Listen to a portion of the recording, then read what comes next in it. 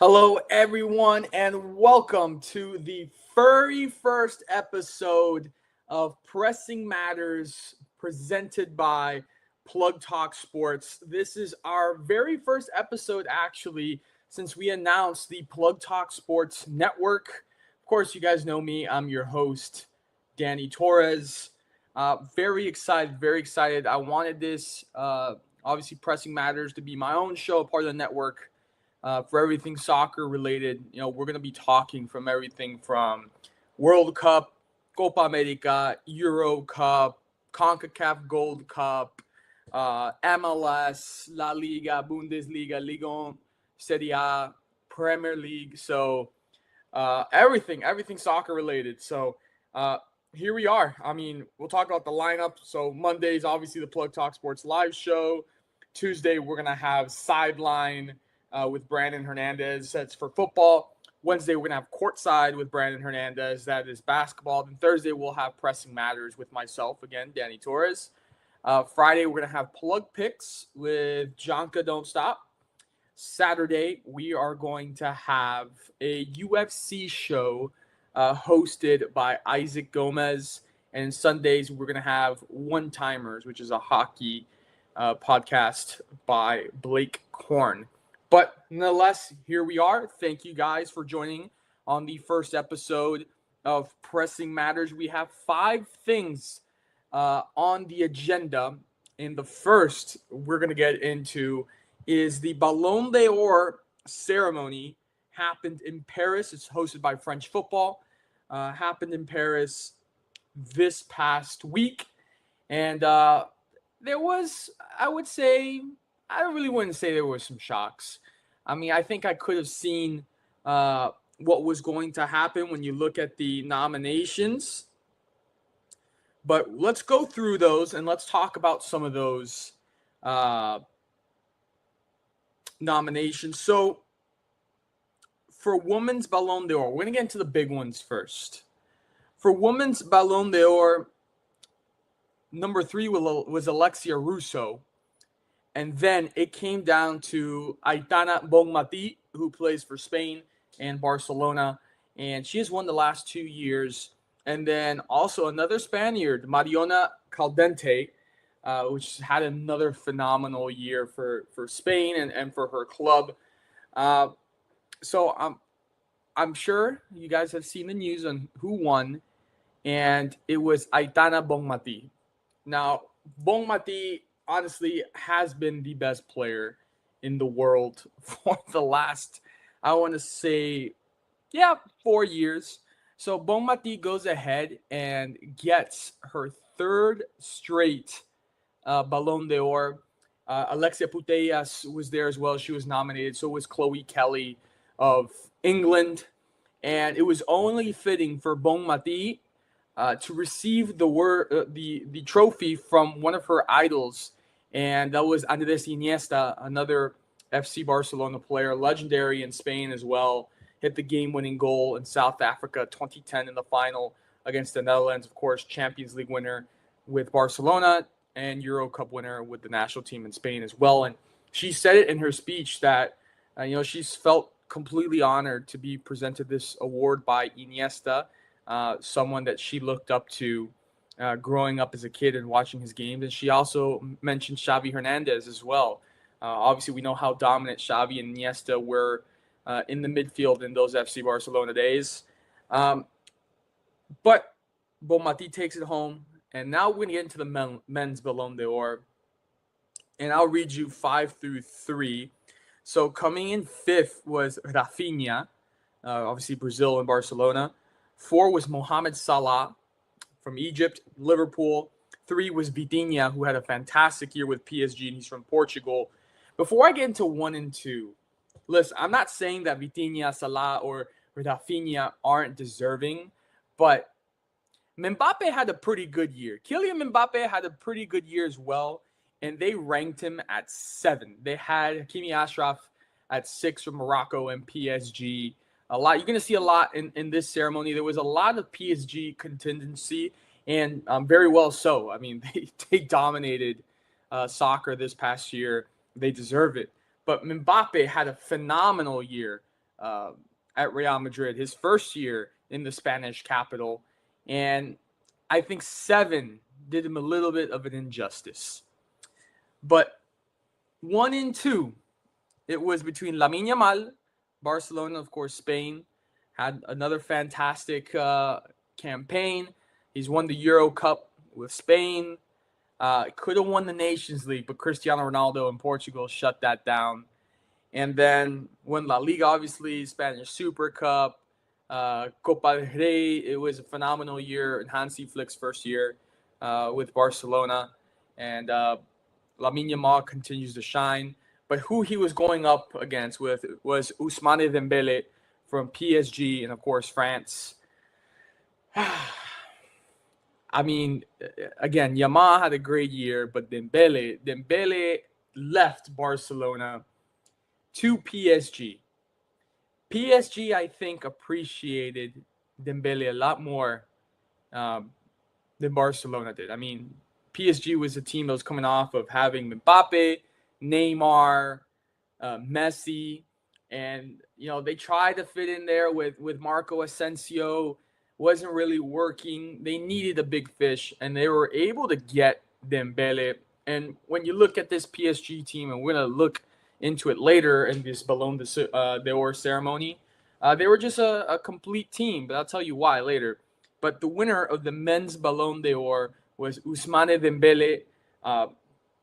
Very well deserved, I will say. He had a fantastic year all around. Champions League winner, Ligue 1 winner. There was no denying that. Compared to Lamine Yamal, it was a close 1 and 2. I have to admit, it was a close 1 and 2. But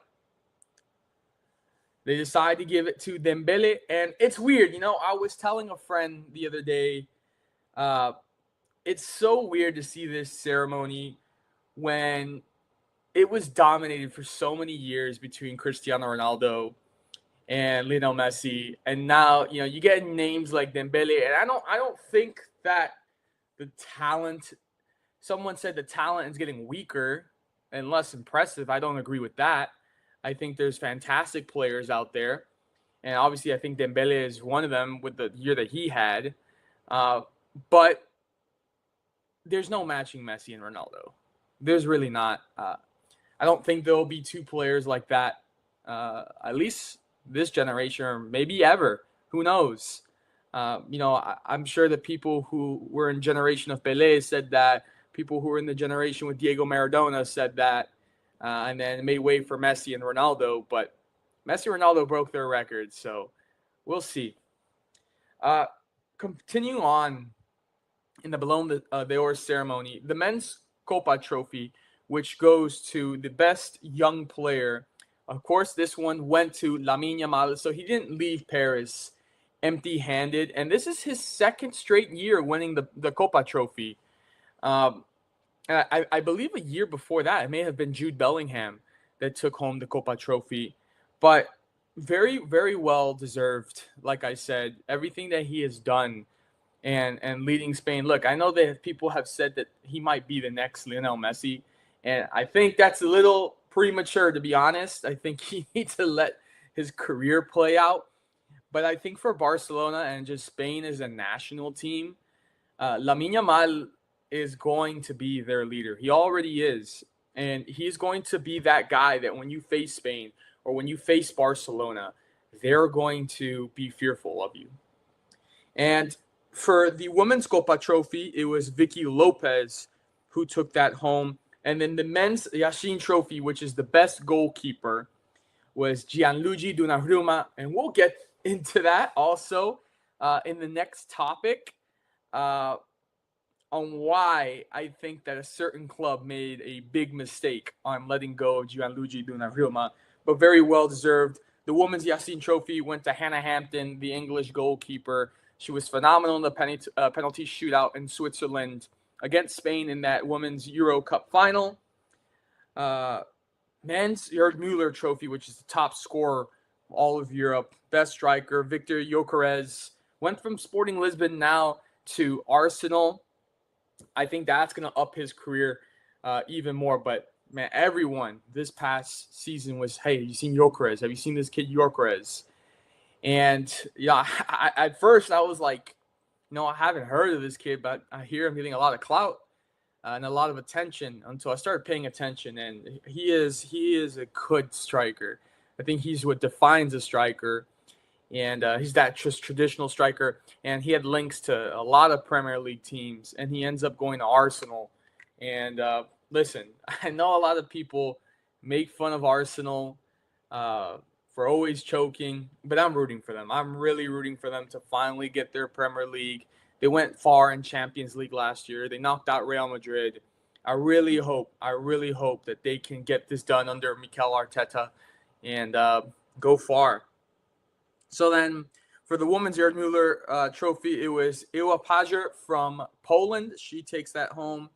And men's Johan Cruyff trophy, which is the trophy that's given for Coach of the Year, and no doubt, it's Luis Enrique. What Luis Enrique was able to do with this PSG team, and a lot of people did not believe in him when he first got to Paris. It was just phenomenal what he did, and I think he continues to prove himself as a manager, because not only has he done it in PSG, but he has done it in Barcelona as well. And there's this particular video clip that I love watching, and it's inside the film room, and it is Luis Enrique sitting down face to face with Kylian Mbappe, and he's trying to explain to him about Michael Jordan. He's trying to get Mbappe into the concept of defending, coming back and defending and putting your balls to the wall and defending.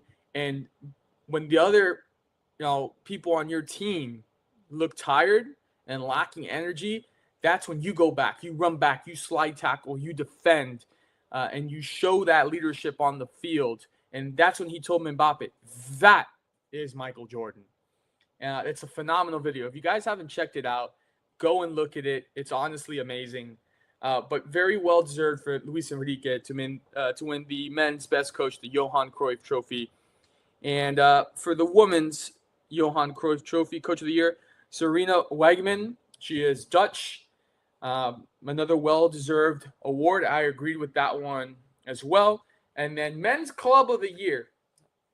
I mean, there's not really a question about that one either. It's PSG. Now, I will explain to you guys about PSG what I mentioned earlier. PSG, when you look at it, they are a team that's had so many legendary players throughout the years. I mean, they've had Ronaldinho, they've had David Beckham, they have Messi, they've had Sergio Ramos, they've had Neymar, they've had Zlatan, they've had Cavani, you name it. A lot of international superstars have gone through PSG. But this team now, you look at it, and it's not a team filled with superstars. It's not. I mean, Vitinha, Fabian Ruiz, Ousmane Dembele, at the time, Gianluigi Donnarumma. They're not a team that you look at, you're like, wow, this is like Galacticos, right? Like Real Madrid, this is a Galacticos team. They weren't. And what worked is that Luis Enrique got them to play as a unit, to play as a team. And, don't even get me started on Desiree Doué. Doué is so nasty. And following him throughout the year, last season with PSG was a big reason why, one of the big reasons why PSG took it all in the Champions League. And you look at their Champions League final against Inter Milan, Internazionale de Milano, they killed them, absolutely killed them. And we headed into the FIFA Club World Cup in June and July. And I said it, I mean, the season technically hasn't ended. So this is almost like a continuation. And I think that PSG is the favorite, and they were the favorite to win it all. They destroyed almost every single team in their path, including my Real Madrid and, of course, our hometown club here in Miami, Inter Miami CF, with Messi facing his former team in PSG. But we get to the final, and PSG plays Chelsea. And I'm going to be honest with you guys. And I know there's someone I work with who I commentate with, Dr. Luddy, or men's and women's soccer over at Barry University. Big Chelsea fan. And so she's not going to like this, but Chelsea is probably one of the last European teams that I envisioned winning this entire FIFA Club World Cup. I really did think that PSG was going to run away with it. And I don't know what happened. I'm trying to recall the game in my mind, but they really dropped an egg in that final in New York at MetLife Stadium against Chelsea. But again, that doesn't disqualify for what they did throughout the season. They single-handedly deserve to be the best team of the year. And so Women's Club of the Year, it went down to Arsenal. So Arsenal, again, Chloe Kelly was in Manchester City. She transfers to Arsenal. I think it's a beautiful thing that you see now, obviously aside from the American game, and it's always been the United States in women's soccer, you're starting to see, aside from the NWSL as well, the Women's UEFA Champions League. And you're starting to see men's clubs and leagues and countries pour money into women's soccer. And Arsenal has done just that. Their owners have done just that. And Arsenal, they deserved it. Women's Champions League winners, beating Barcelona, who's been so dominant for so many years now in the Champions League for women's soccer. So they definitely deserve it. And it was, let me tell you, one heck of a year for Chloe Kelly, winning the Women's Euro with England and then Champions League with Arsenal. She definitely made the right move there. So that was the Ballon d'Or ceremony results. We're going to get into our second topic, which happened actually on the night of the Ballon d'Or right there in Paris. And it was PSG on the road. Excuse me, it didn't happen in Paris, but it was in France. PSG on the road against Olympique Marseille. And they said it. They announced it. TJ Snake was on the stage, and he was getting the crowd riled up and saying, "Ices Paris." And they didn't like Al Khalifi Nassar was there to receive the award for best club. They did not like the result that came of the PSG and Marseille game, because Marseille goes on for the first time in, I think, several years to defeat PSG. They held on to the 1-0 lead that they scored in the 5th minute. ESPN has it credited as an own goal by Marquinhos.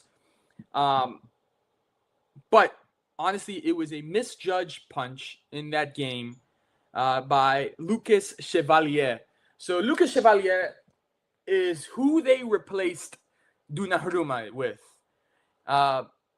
It was a messy situation. Preseason started. Donnarumma was on the bench, was not being used, and finally Luis Enrique tells Donnarumma, "Hey, I have no plans for you," which leaves me scratching my head, because this is the goalkeeper who was so dominant in the Champions League, in leading you to Champions League glory as well, and bringing the first Champions League trophy to Paris, and probably, if not top 3 best goalkeepers in the world right now, and you tell him that you are not in his plans. It's a little weird to me, guys, why you would go from Donnarumma to Chevalier. And I think that there's something more there behind the scenes that we don't know about. Maybe disagreements or just a bad relationship between Luis Enrique and Donnarumma.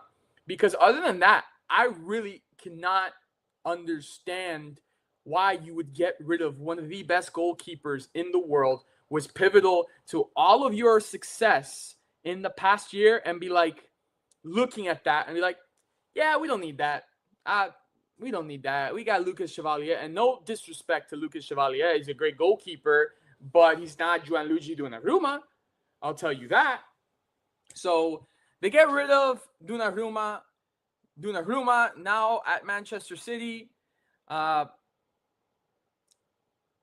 This is moments where you look at it and you say, this is why I would have kept Donnarumma. Chevalier goes out for a punch on this cross in, and he completely misses the punch.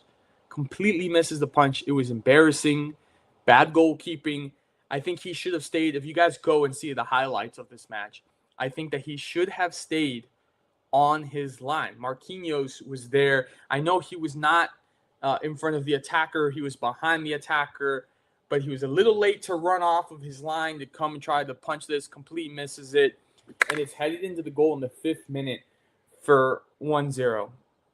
Now, I need to give credit to Olympique Marseille, because just last week, Olympique Marseille goes into the Santiago Bernabeu on a Champions League night to face Real Madrid, and I'm not going to lie, this was a nice feature. Timothy Weah, American international, becomes the first American to score at the Santiago Bernabeu. Now, Christian Pulisic has scored in Madrid when he was with Chelsea, but it was at the Alfredo Di Stefano Stadium on the Real Madrid training ground when COVID was going on, and then, of course, the construction of the Santiago Bernabeu. So it doesn't really count. So they give that credit to Weah being the first American to score in Madrid at the Santiago Bernabeu. So, and they made that a match. They made that a match. And I think after seeing this game, a lot of people were saying, oh, well, maybe Madrid's not that good. Maybe they were struggling against Marseille. Maybe they're not that good. But now after seeing this game, that Marseille puts up a fight against the current and defending European champions, PSG, I think it's clear that Olympique Marseille are no pushover and they're no joke.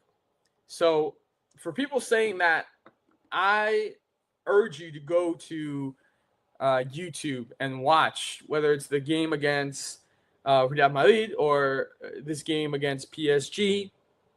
Go take a look at it. This is the first league defeat for PSG in the 2025 season, and it's their first home league win over PSG for Olympique Marseille since 2011. PSG has 12 points from 5 matches, but they lost the top spot to AS Monaco. And with this win, Olympique Marseille climbed into 6th place with 9 points. So we talked about in this past segment about Real Madrid, and we're going to talk about them now, because Real Madrid remains perfect through 7 games, and I'll get you guys some of the results here for Madrid. So Madrid started off now, obviously, with Xabi Alonso. Listen, he had 10 days with this squad. 10 days with this squad before entering the FIFA Club World Cup. And a lot of people laughed at their defeat against PSG, saying, oh, this is going to be Xabi's Madrid. No, it's not. 10 days. How can you tell me what you can do with 10 days with these players to get them to play into your system? You can't. You can't do that. So we look at the beginning of the season, and it was against Osasuna, a 1-0 win for Madrid, penalty by Kylian Mbappe. Then they play Real Oviedo, 3-0 win for Real Madrid, 2 goals by Kylian Mbappe and 1 from Vinicius Jr. Then they played Mallorca, a 2-1 win for Madrid, goals from Arda Güler and Vinicius Jr. Then they headed into this month of September, where they played Real Sociedad, a 2-1 win, which another goal by Kylian Mbappe and another goal from Arda Güler. And then there was a red card, which I thought was complete, excuse my language, bullshit, for Dean Housen. Then they went to the Champions League and they play Olympique de Marseille.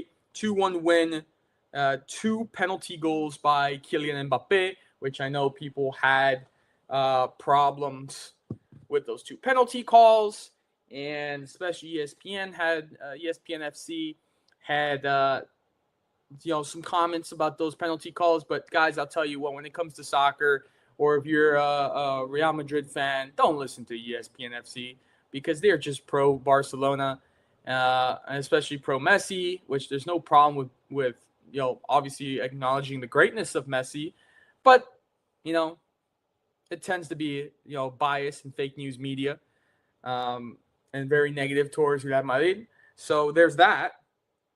There was a red card for Dani Carvajal against Olympique Marseille, and then they played Espanyol at the weekend.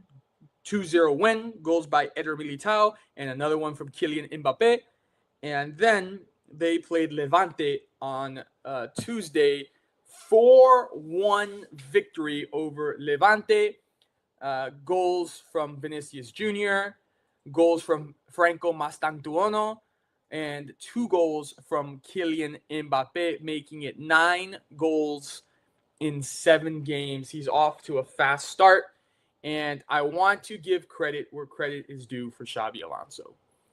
Now, obviously, there's a lot of talks or how certain players going to fit into Xabi's system. Look at Vinicius Jr. He looks upset. He looks depressed. Look at Rodrigo. Rodrigo's out the door. He's barely playing. I think in this system for Real Madrid, headed by Xabi Alonso, the only person I can say that's safe on that field from not seeing the bench is Kylian Mbappe. Everyone else, if you are not running, if you are not defending, if you are not buying into the system, you will see the bench. We've seen Vinicius see the bench. He has made way for either Rodrigo or Gonzalo Garcia, who, mind you, was a breakout star at the FIFA Club World Cup and was the FIFA Club World Cup's top scorer. He's a great young talent, and I'm happy that Real Madrid has him. Which, by the way, you guys don't know, I am a diehard Real Madrid fan. I'm doing my master's degree through Real Madrid, so is there going to be a little bit bias in this show? No. I will try to say my piece and my opinion on what I think on Real Madrid. Are they going to be Team of the Week, which we have a Team of the Week segment on this show? No, I'm not going to put them every single week as Team of the Week. Even though they're undefeated, they're actually not Team of the Week for me on this episode in this week. So, no, there will be no bias towards Real Madrid on pressing matters. But I will talk about them. Maybe not every week, but I will talk about them. They have a big game Saturday morning, if you're on the East Coast, against their rivals. It's the Madrid derby against Atletico de Madrid, who has not had a very good start to the year. When you look at the La Liga table, Real Madrid's in first with 18 points.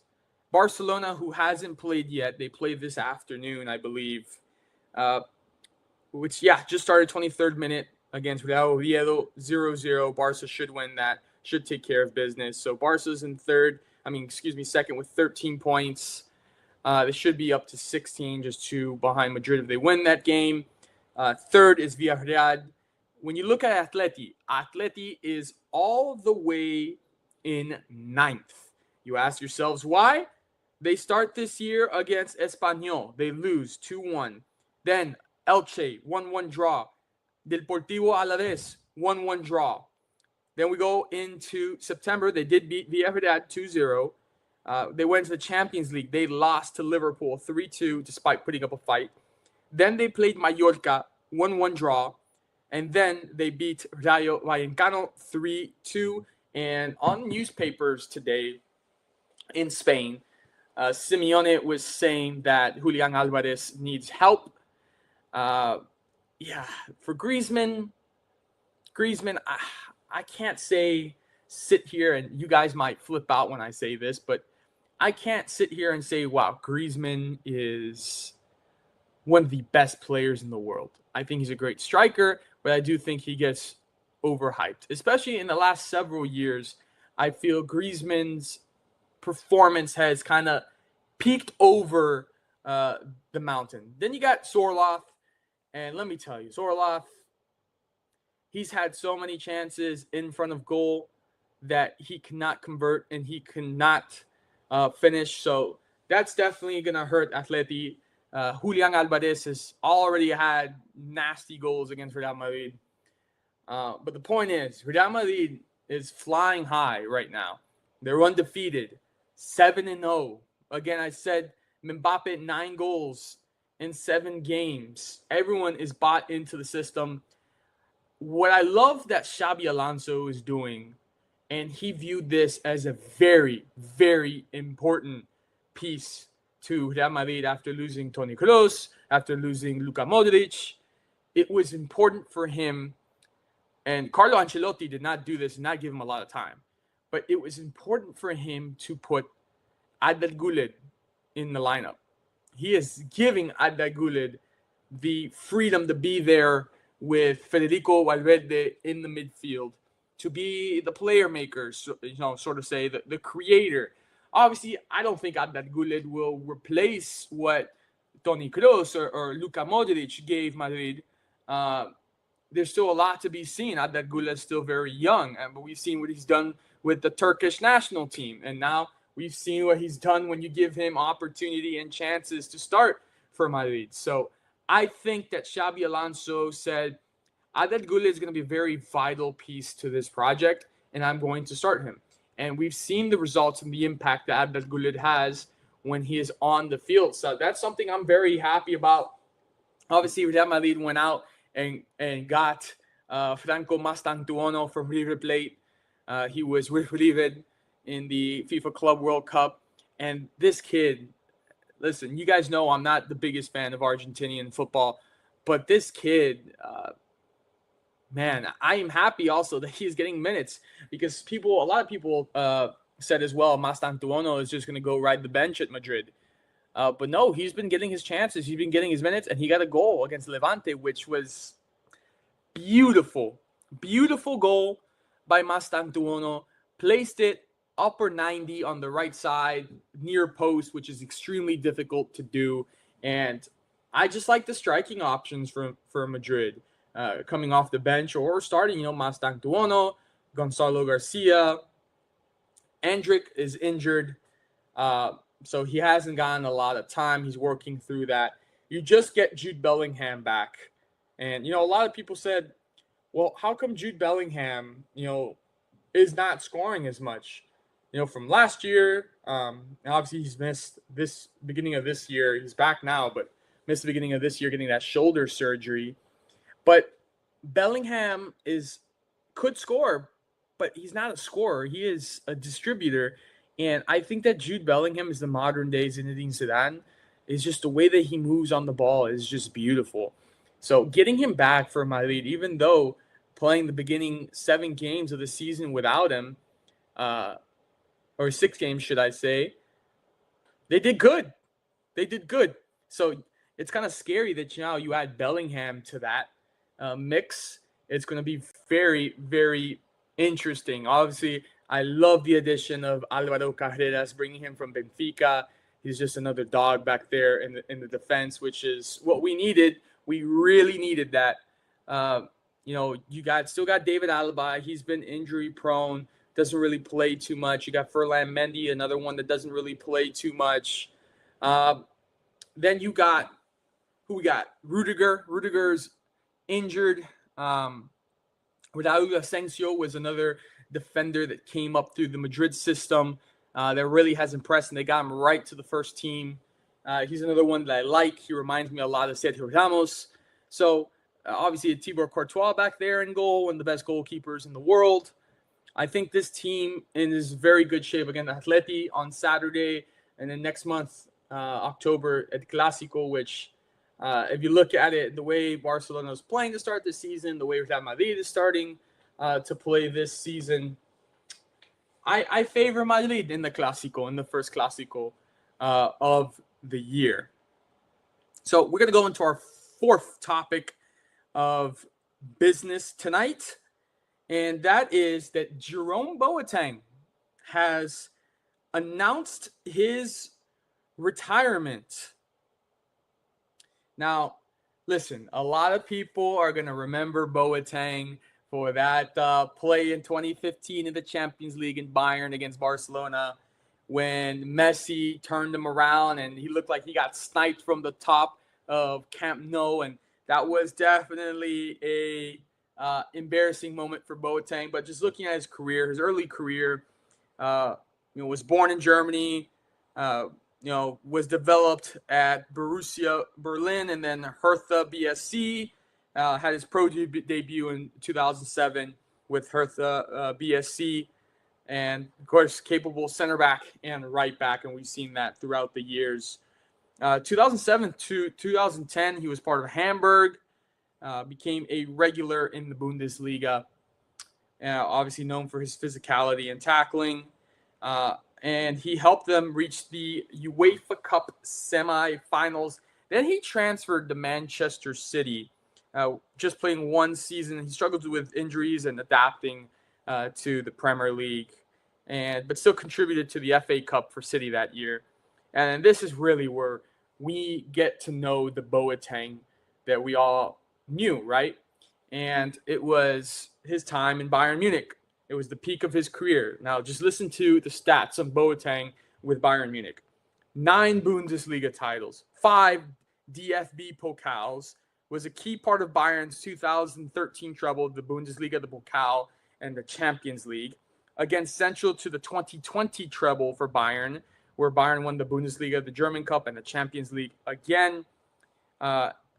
Obviously, his partnership with Mats Hummels and David Alaba made Bayern extremely hard to compete with. And 364 appearances for Bayern Munich. He didn't end there, though, because in 2021 through 2023, he played for Olympique Lyon, where he signed as a free agent, played 35 matches in Lyon, and his role diminished in the second season before he left in 2023, where he went to Italy, Salernitana, where he played 2024 through 2025. At this point in his career, he was kind of winding down, was a little older, didn't have the same pace and physicality as you would expect as you wind down the chapters of your career. Obviously, people say, oh, well, look at Sergio Ramos. Yeah, but Sergio Ramos is a different animal, a different beast when it comes to defenders.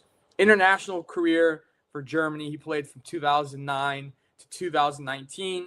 76 caps, 1 goal. His debut was against Russia in 2009. He played in 2 World Cups, 2010 and 2014, which he was part of that great, just monstrous 2014 German World Cup winning squad.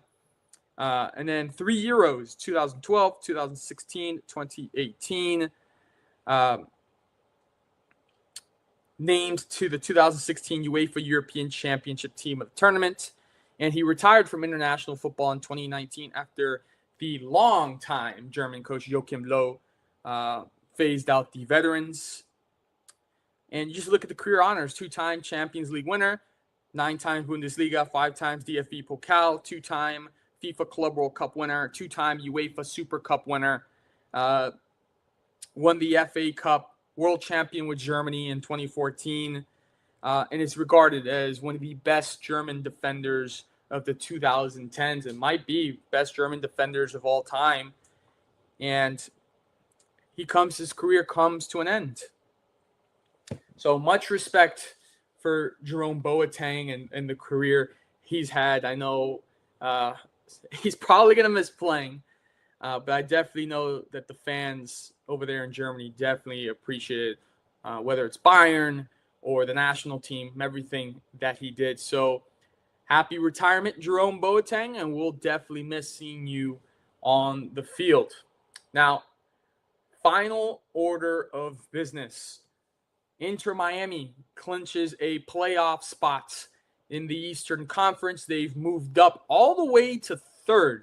They defeat NYCFC last night 4-0. There's 3 goal contributions from Lionel Messi. Now 35 goal contributions. That's the most in MLS history. Okay, this is a team that we saw maybe 2 weeks ago fall away to 8th, but they did have several games in hand because of the tournament, because of whether it was FIFA Club World Cup or CONCACAF Champions Cup or what have you. They had some games in hand. They're making those up now. They're all the way up to 3rd, and they're still in that race for the Supporter Shield that they're defending from last season. But there's a lot to say about this team. I'll give you guys my opinion. I don't think that Javier Mascherano is relatively a good coach. He has no coaching experience.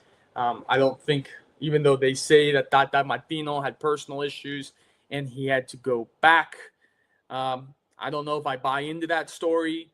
But this is a team that still continues to struggle with defense, and they continue buying strikers. This is a team where we've seen the epitome of them reach the lowest that you can reach, which was that Leagues Cup final against the Seattle Sounders with the whole Luis Suarez incident. I think a lot of people hate Inter Miami now. Outside of South Florida, I don't think there's really a lot of people that love them aside from people who just buy Messi jerseys. You don't really see anybody else rocking a jersey from Inter Miami that doesn't say Messi on it.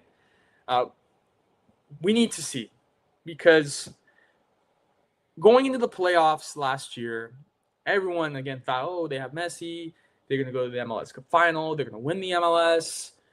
First round exit to Atlanta United.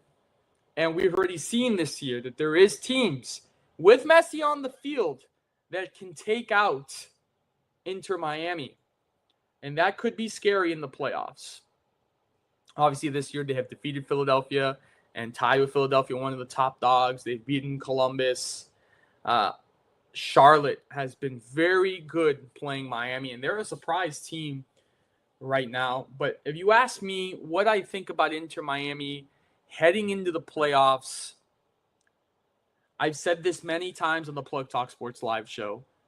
If Messi ends, which he's rumored to go for an extension here, if Messi ends his time with Miami and he does not win MLS Cup, from the sporting side, and I'm saying not the economical side, the sporting side, it would have been a failure. This is like saying, you imagine LeBron James came to the Miami Heat and in those 4 years did not win a championship. It would have been a failure. So if Messi does not win the MLS Cup before leaving Inter Miami, it would have been a failure sporting-wise. Not economic-wise. Inter Miami made their money on all those jersey sales. But sporting-wise, a failure. And I know they're going to try to spin this. MLS is trying to use this for their brand of having Messi here. They're going to say, oh, he won the Leagues Cup, which, at least for me, I don't care about no Leagues Cup. Win the MLS Cup. That is our league. Win it. CONCACAF Champions League is also important as well. Haven't been able to do that. So, when you ask me about Messi, Miami, and the playoffs, sure, they can do it. Do I think they're going to do it? I have my doubts. I have my serious doubts. The coaching is not good. They've made really, head-scratching decisions. I would have never let go of Benjamin Kadamashki. The defense is not good. This team gets by Messi scoring, and when he doesn't, we've seen it. There's no help. So I have my serious doubts. And I'll leave it at that, because I can go on for a whole hour about Inter Miami. But we've gotten to our segment as we end the show, Team of the Week.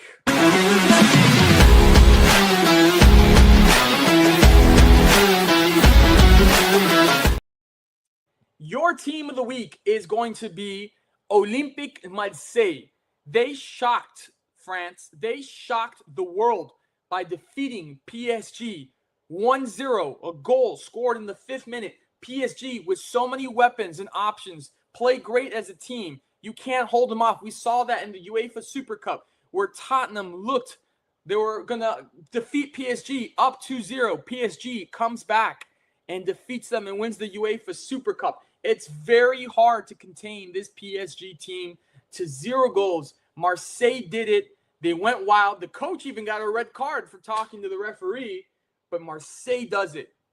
First time since 2011 that they defeat PSG, and that's why they are the team of the week. And with that, ladies and gentlemen, for myself, Daniel Torres, this has been the first episode of Pressing Matters. We'll be back next week for a brand new episode. Hope you guys enjoy.